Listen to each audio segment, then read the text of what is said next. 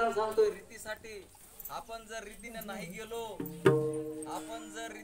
गेलो तर मग आपल्याला परमार्थ कळणार नाही, यासाठी सांगतोय. मग त्या ताईला राग आला. आता म्हणे काय करायचं आता? बरोबर आहे म्हणे. एक कल्पना सुचली डोक्यामध्ये. माणसाचं मन लई चित्र असते हो, मनामध्ये लई कल्पना. ती म्हणे बरोबर आहे. तिकडं चुलीवर केलं होतं म्हणे त्यांनी. काय केलं होतं? चुलीवर केलं होतं म्हणे. आपण गॅसवर करतोय म्हणून आपल्याला ही पोळी होत नाही. मग असणार तिसरीची वेळ असणारी. चूल पेटवली, चुलीवर पुन्हा आणखी डबल पुरण आणि डबल हे. आता तुम्ही सांगा, असं केल्यानं किती दिवस केलं म्हणजे पोळ्या तयार होत्या. आणि तवा मग पुन्हा असं वाटलं त्यांना, अरे म्हणे आपली फोनची सुविधा आहे. मग फोन आपण करू, काय करू? फोन लावला पुन्हा इकडच्या आहे. अगोदर फोन सुद्धा लावायचा नाही. माणूस कसं असते, ताट असतो, अहंकार असतो, गर्व असतो. ते म्हणे मला येतंय म्हणे, मी सगळं पाहिलेलं आहे. काय फोन लावायचा? अगोदर नको फोन लावायचा.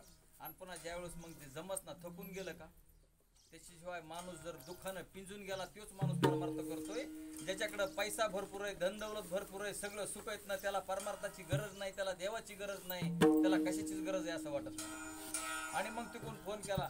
अहो म्हणे ताई, ते तुमच्या इथं आम्ही आलतो त्यावेळेस पूर्णाच्या पोळ्या खाल्ल्या होत्या. आणि म्हणले मग काय झालं? मग आम्ही करते म्हणले सकाळपासून 12-1 वाजत आलाय, पण मला काही ती पोळी तयार होत नाही. म्हणले काय केलं? त्याने पुरण घातलं का? पुरण घातलं. म्हणले मग कणिक तिंबलं का? तिंबलं. मग पुढं काय केलं? ते म्हणे काय नाही, पुरणाचा उंडा करते आणि त्याच्यामध्ये कणिक घालते. आता फक्त एकच करा म्हणते, कणकीचा उंडा करा आणि त्याच्यामध्ये पुरण घाला. विठाला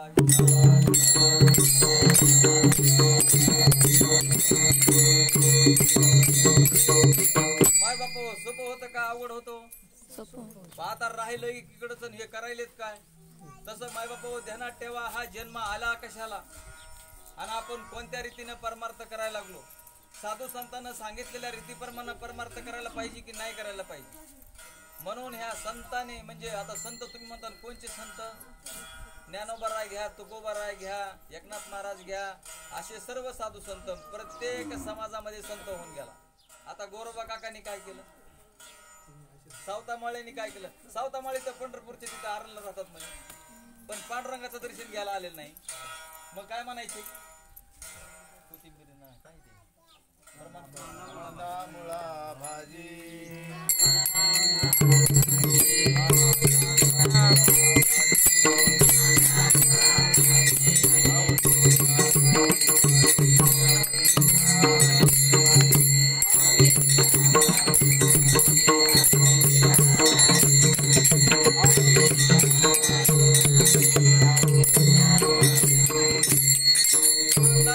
भाजी अवघी विठाबाई माझी. म्हणजे आपल्याला कर्म सोडून द्यायला सांगितले नाहीत, आपल्याला लेकर बाळ सोडून द्यायला सांगितलं नाही.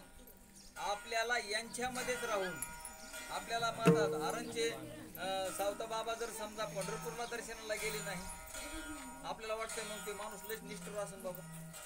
अहो आपल्याला देव कळत नाही म्हणून आपण कुठंतरी मागं लागतो कोणाची तरी. आता तुम्ही सांगा ना, देव काय आपण कमी केले का? बांधावर मसोबा असते, कुठं येताळा असते. आता आपण सिंदूर लावला का नाही? त्याला आपण लावला का? कुणी लावला सिंदूर? आपणच लावला सिंदूर आणि त्याला देव केलं. आता ते देव आपल्याला मागवतो का? ते आपल्याला देतो. सेंद्रिय हिंद्री दैवती पूजिती कोण भूते खेते. आपण असणार देव कोणाला म्हणावं हेच कळत नाही. आपल्याला वागायचं कळा ना, आपल्याला आपली वागणूक, आपलं कर्म आपल्याला कसं करायचं ते कळत नाही. आपली कर्मच आपल्याला सजा देतं आणि आपलं कर्मच आपली सुटका करतं. ध्यानात घ्या मायबापा हो.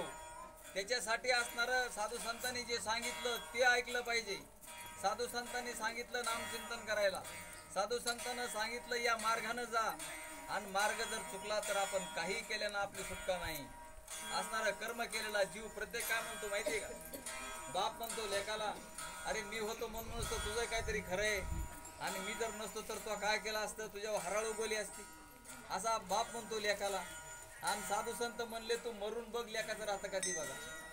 आईच्या उदरातून लेकरू जन्माला आलेलं, आई मरते आणि लेकरू वाचतं. विठाला विठाला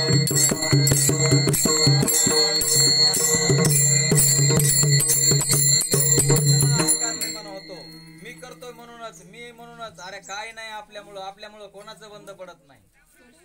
तर एक वेळेस शिवाजी महाराज म्हणले, ते पहिलं होतं म्हणे ते खडी फोडायचं, तर त्या खडी फोडण्यासाठी एवढी वेळेस बाल होती, तर ते